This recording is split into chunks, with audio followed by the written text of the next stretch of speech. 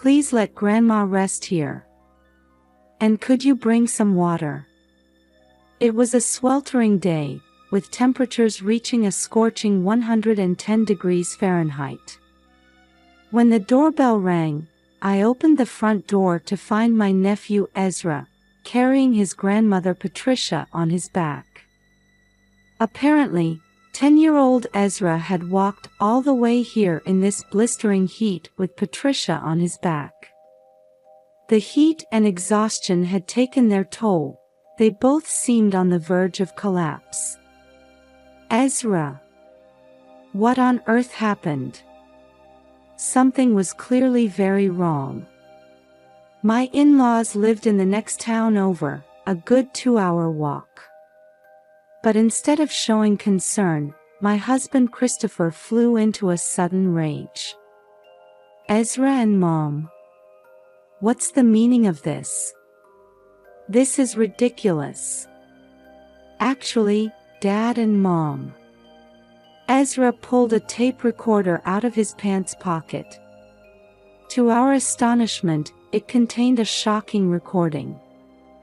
After hearing Ezra out, Christopher dragged him and Patricia out of the house with a demonic look on his face.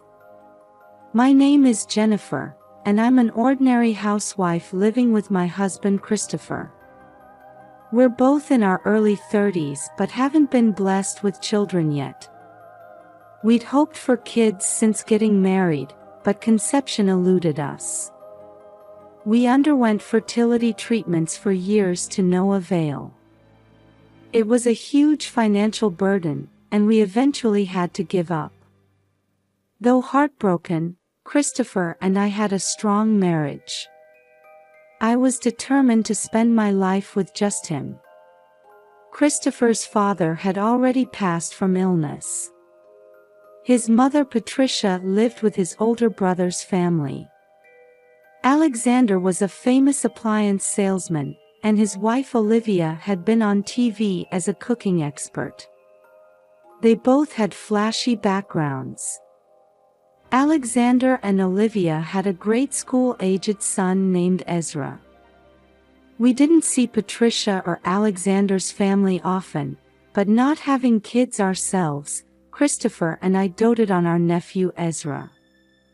A family funeral brought us together with Alexander's family, including Ezra, for the first time in years. Ezra, it's been a while. Look how big you've gotten. You really have changed, quite the young man now. How have you been? Ezra had grown much taller since we last saw him. He smiled shyly at our comments. Well, I have some things to help with.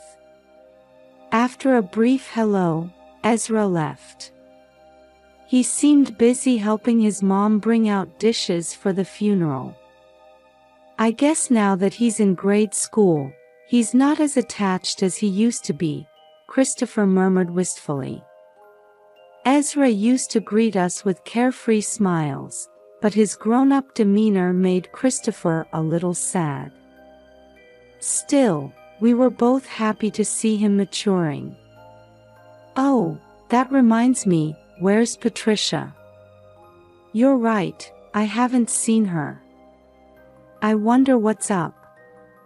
Patricia still hadn't appeared when the funeral started. When I asked Alexander, he said, she's not feeling well. Just a cold. She's resting at home, no worries, Olivia added nonchalantly. Still, I'm concerned. Maybe we should visit after the funeral. No need to go out of your way. I said it's just a cold, didn't I? I'm taking care of her, so you just leave it alone. Olivia snapped.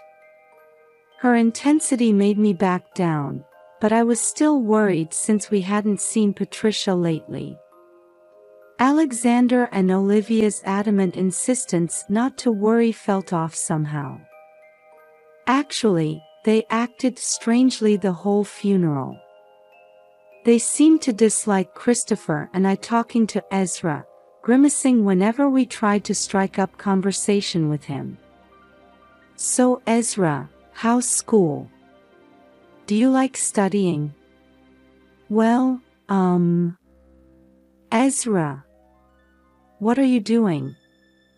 Hurry up and help out. Olivia barked. I thought I was imagining it at first, but Olivia would blatantly shoo Ezra away anytime Christopher or I spoke to him.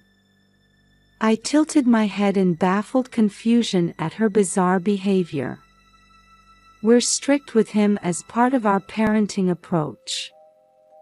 I'd appreciate it if you didn't coddle him. I told him to help with funeral tasks, so don't interfere. Olivia scolded me, face contorted. I'm sorry, I didn't know. Humph. I guess you wouldn't understand, not having kids yourself. Anyway, just leave Ezra alone, alright? Hey, there's no need to talk to her like that. Christopher bristled at Olivia's barbed words. I hastily held my husband back and apologized to Olivia. I'm sorry, we'll be more mindful. It's just that we love Ezra too. Huh? You're basically strangers. Don't meddle in someone else's family. With that parting shot, Olivia stalked off. What's her problem? How rude can you get? Christopher was usually mild-mannered, but tended to lash out at unreasonable behavior like this. I tried to soothe my irate husband. She's probably just stressed from funeral preparations. But he wasn't convinced. Hey bro, is there some issue with us interacting with Ezra? Your attitude sucks, Christopher confronted his brother Alexander directly. Huh? Pretty high and mighty considering we're the ones taking care of Mom. Don't get cocky. But talking to him was equally fruitless. Christopher and I were both perplexed by the couple's cagey demeanor, as if they were hiding something. The oppressive mood persisted for the rest of the funeral until we left. Ezra's expression was gloomy as he diligently helped out. Patricia never did make an appearance. We went home still harboring unresolved frustrations. A month passed after that funeral. I happened to have an errand near my in-laws that finished early. I decided to buy some snacks and check in on Patricia and Ezra. Hello. It's Jennifer. Patricia, are you home? Aunt Jennifer. Alexander and Olivia seemed to be out at work, but Ezra, back from school, welcomed me in. What brings you here all of a sudden? Mom and Dad are at work right now. Though surprised by my unexpected visit, Ezra served tea with practiced ease. He seemed thoroughly disciplined, but almost too mature for a child. I had business nearby and thought I'd drop by. Here, I picked this up at a cake shop on the way. I handed Ezra the cake box I'd bought en route. You and Patricia both love sweets, right? Enjoy it as a snack. Oh? Where is Patricia? About Grandma, well. Just like at the funeral, Patricia was nowhere to be seen. When I asked Ezra where she was, he avoided eye contact and stammered. Suddenly, a breeze blew in from the back of the house. A window must have been open for ventilation.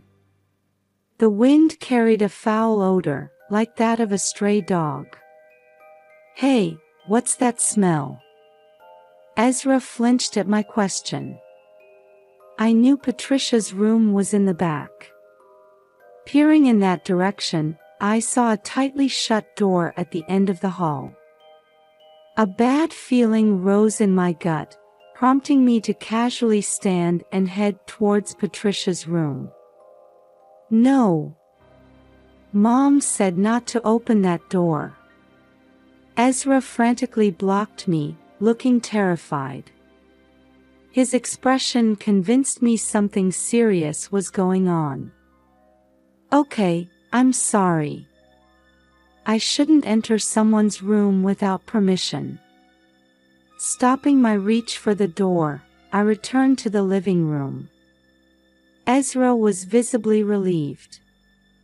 When I asked about Patricia's whereabouts again, he claimed she'd gotten over her cold and was traveling with friends. But his averted gaze told me it was a lie. No matter how much I pressed though, Ezra refused to say more. Sorry, Auntie, I have to go do the cleaning and laundry now. After a while, Ezra stood to leave. You're doing the housework? Yes. It's my job since Mom and Dad are busy. What about dinner? I just eat whatever's in the fridge. That's terrible. Don't your parents come home? My stern tone made Ezra clam up, as if regretting having said too much. His reaction solidified my conviction that something was going on in this house. Listen, Ezra, contact me anytime if something happens, alright? I jotted down our home address on a memo pad and handed it to him. Ezra took it with a silent nod.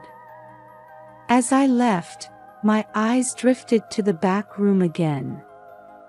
I had a feeling someone was in that foul-smelling room. Could Patricia be locked in there, unable to get out for some reason? 3 days later, the unthinkable happened. Christopher and I were enjoying a rare day off together when an unexpected visitor arrived. Ezra. What on earth happened? Opening the door after the intercom buzzed, we found Ezra carrying Patricia on his back. My in-laws lived in the next town, a good 2-hour walk away. Apparently 10-year-old Ezra had walked here in the sweltering heat with Patricia on his back. I hurriedly ushered them inside. Please let Grandma rest here. And could you bring some water? The heat and exhaustion had nearly caused Ezra to pass out. Patricia was panting raggedly too. The morning news forecast a scorching high of 110 degrees Fahrenheit today. It was clearly an emergency for them to show up like this. What's going on? Why are you here in this state? This is ridiculous. Christopher shouted, baffled by the incomprehensible situation. Honey, calm down. Let's get them to the hospital first. Christopher hauled a nearly collapsed Ezra outside and to the car. He started the engine and loaded Ezra and Patricia in. They obviously have heat stroke. What the hell are those two doing? How did this happen to them? Those two, Christopher referred to, must be Alexander and Olivia. The strange behavior at the funeral, the foul smell in their house, Ezra coming for help in this heat, something was definitely going on. On the drive to the hospital, I gave Ezra and Patricia water and wiped their sweat with a towel. Patricia was still out of it, but thankfully Ezra had recovered enough to talk. Actually, Dad and Mom. According to Ezra, about 6 months ago Olivia stopped cooking meals and Alexander started locking him out on the balcony. When he got home from school, They forced him to do chores and berated him if it wasn't up to par. They started mistreating Patricia the same way, tying her to the bed so she couldn't leave her room and blasting the heat in the middle of summer. The stench in their house was indeed coming from Patricia's room. Denied even showers, she was imprisoned there. In the daily 100-degree F+ temperatures, it must have been hellish. Dad and Mom suddenly said they didn't need to be nice to Grandma anymore. "What do you mean by that?" I asked. Ezra pulled something out of his pants pocket. It was an old tape recorder. "Grandma gave this to me a while back. I kept it because it was fun to play with, like a toy. Uncle, Auntie, listen to this." Ezra pressed play. We heard a conversation between Alexander and Olivia. "I got her to make me the insurance beneficiary, so we don't need Mom anymore. Putting up with taking care of your mother was worth it. Ugh, I wish she'd hurry up and get sick already." "Oh, I know, lock her up with the heat on and she'll get heat stroke. Should we try that?" "Ooh, now there's an idea. Let's do it." Hearing their exchange made my stomach turn. Those two neglected Mom this whole time, then suddenly offered to care for her. I knew something was fishy. Christopher's face twisted bitterly. A few years ago when my father-in-law passed and the family gathered, it was Alexander and Olivia who volunteered to look after Patricia. At first they treated her kindly, but it was a ploy to gain her trust and get themselves designated as beneficiaries on her insurance. After making Alexander the beneficiary, they put their plan to end Patricia's life into action. So that's what it was. Damn it, if only I'd realized sooner. Normally mild-mannered Christopher was seething. Now we understood why Alexander and Olivia had locked Patricia up. They were purposely worsening her health to cash in on the insurance.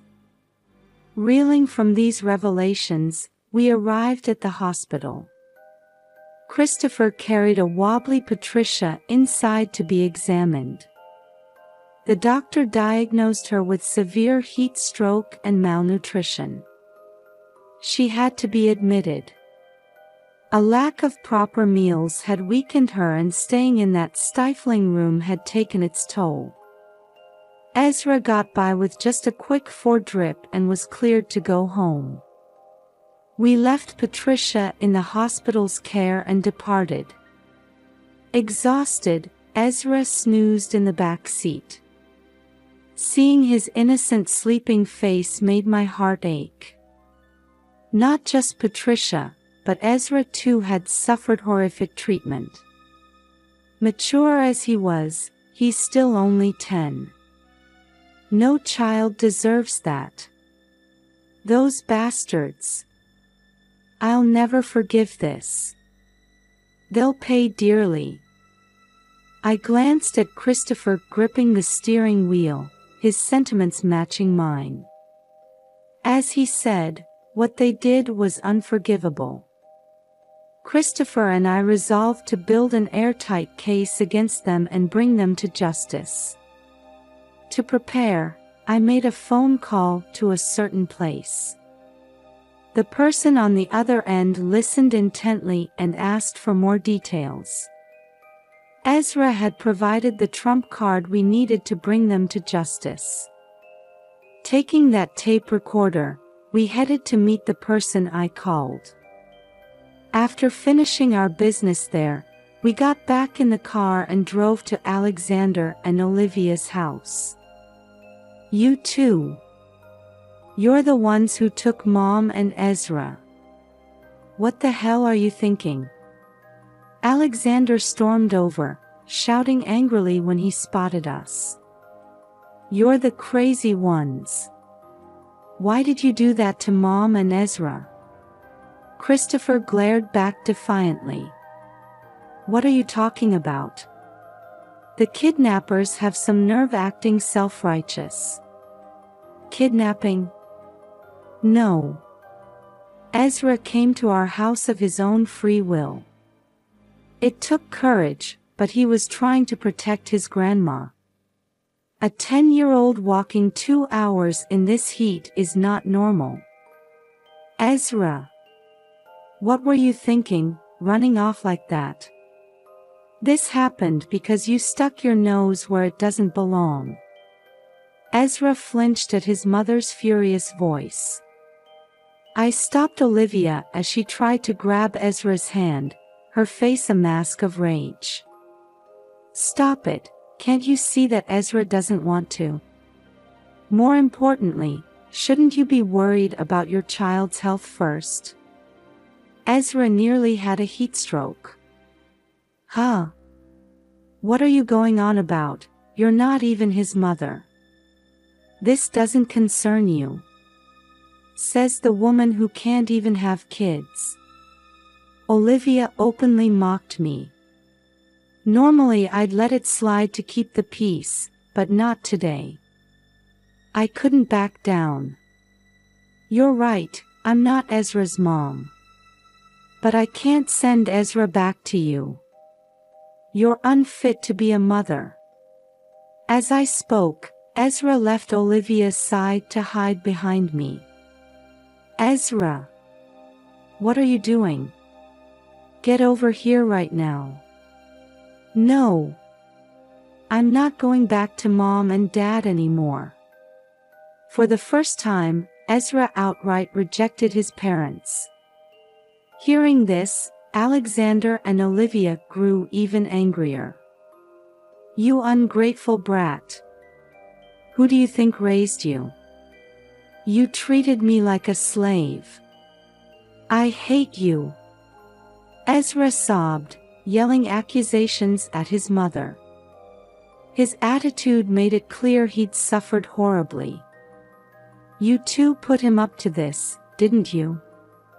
How dare you take my child and pull this crap? Shocked at being spurned by her son, Olivia redirected her rage at us. I'll sue you for kidnapping, just wait. Their hysterical shrieks were loud enough for the neighbors to hear. But I couldn't falter now. Patricia and Ezra's lives were at stake. You're the ones who'll be sued. We know everything you did to Patricia and Ezra. Huh? We didn't do any dash. Don't lie. They tried to play dumb, but their demeanor was clearly shaken. You two are the reason they're so frail. This is straight-up abuse. Ha! Spewing accusations with no proof. Alexander had the gall to laugh, claiming we lacked evidence. Olivia snickered beside him. Too bad, but we do have proof. This. I pulled out the tape recorder from my purse. What's that? Empty threats won't work. They still looked smug. But that smugness would soon vanish. I played their conversation from the tape recorder Ezra gave me. Hearing it, the color drained from their faces. They never dreamed they'd been recorded. When did you, how? Ezra bravely got evidence of your scheme. Ezra did. Damn brat. Give me that. Alexander lunged at me. Let go. He was desperate to take the recorder, using immense force. I resisted but couldn't overpower him. He wrenched it from my grasp. You'll pay for interfering. I won't forgive this. Christopher stepped between me and Alexander's murderous glare. "Stop adding to your crime. Don't you dare hurt my family." I held Ezra protectively, backing away from Alexander. "You ruined my plan, you bastard." Alexander raised his fist to punch Christopher. "Hey, cut it out." But then someone intervened. "Why are the police here?" Alexander and Olivia were thrown by the officer's sudden appearance. I had called them in advance. They must have deemed it an emergency, acting immediately on my report. "This is a misunderstanding. We didn't do anything." "That's right. Ezra, tell these people nothing happened." "Say it," Olivia pleaded desperately. But Ezra turned to the officer and said, "Mr. Policeman, they put Grandma in the hospital. Please arrest them." "Ezra, you'd betray your own parents. Take that back right now. We're innocent." They shrieked denials of their misdeeds. "Wait, if I break this." Alexander took the tape from the recorder I'd been holding and smashed it on the ground, crushing it under his heel. The tape shattered. He cackled triumphantly. "What now? No evidence. We're innocent." The tape was indeed too mangled to play. But Alexander and Olivia were forgetting one thing. Unfortunately, that's not the only copy of the recording. "What? What do you mean?" "Sorry you went to the trouble of destroying it, but we already made copies of that audio. Breaking this tape doesn't get rid of the evidence. We had submitted copies of the tape's contents to the police. Then, we're going to jail. You'll have plenty of time to reflect." They were hauled into the patrol car, resisting to no avail. They kept crying and insisting they were innocent until they were out of sight. But the police wouldn't go easy on them even if they denied it. With the irrefutable evidence from the tape recorder, convicting them would be simple. "Is it over? They won't take me away again?" Ezra looked up at me, his expression anxious. "That's right, it's okay now. I won't let anyone hurt you ever again, no matter what." I hugged Ezra tightly as I said it. Afterwards, the police conducted a search of my in-laws' house. Their investigation revealed the harassment and imprisonment of Patricia by Alexander and Olivia. The couple was arrested on charges of unlawful confinement and neglect by a guardian. During police questioning, Alexander and Olivia confessed to appallingly selfish motives. Putting on a friendly face in public was so stressful. Just seeing Ezra's face irritated me so. I did it out of frustration. I figured if we locked Mom up, she'd eventually waste away and we'd get the insurance money. Apparently their crimes were motivated by insurance fraud and taking out their stress on others. If Ezra hadn't mustered the courage to act then, the worst could have happened. Alexander and Olivia's arrest made major headlines. The media coverage escalated daily, with reporters even sniffing out Alexander's secret office affair. Allegedly, as soon as he got Patricia's life insurance payout, Alexander planned to ditch Olivia and Ezra to remarry his mistress. Olivia, for her part, tried to pin the blame on her husband in court. My husband threatened me into reluctantly cooperating. I didn't really want to do those things. Please believe me." Olivia tearfully appealed to the judge, but was ultimately found guilty. Given the severity of their offenses, they'll likely be serving lengthy sentences. Hearing the verdict, Christopher and I both breathed sighs of relief. Afterwards, we took Ezra in to raise as our own. Patricia was so weakened, she had to remain hospitalized for a while. But with encouragement from Ezra, she recovered enough to be discharged. The house where Ezra and Patricia used to live with my in-laws was put up for sale. They said they never wanted to return to that place full of bad memories. Luckily, it was in a popular area and quickly found a buyer. Using that money, we built a new home and began our life as a family of 4 with Patricia and Ezra. The breeze flows nicely through here," Patricia remarked, sipping coffee in the bright living room facing the garden. She had been skin and bones living with Alexander and Olivia, but now her cheeks were full and rosy.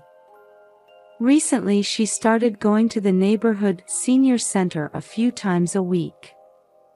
She seems to be enjoying herself and making friends her age there. "I'm home. What's for snack today?" "I'm starving." Ezra came bounding into the living room after school, his footsteps resounding. There's no trace of the grown-up yet listless air he had before. He recently took up baseball. His suntanned appearance is that of an ordinary grade school boy, no matter how you look at it. "I have it all ready. Go wash your hands and change first." "Okay." He's back to his old self. "I'm so glad." "Thank you, Jennifer," Patricia murmured happily, watching Ezra. Despite everything, he's growing up to be a fine boy. If Ezra hadn't come to us with Patricia that time. The thought still sends chills down my spine. Ezra has started calling me Mom and Christopher Dad. We'll all watch over him as a family from now on. That's what I vow, seeing Ezra beam that radiant smile as he munches his snack.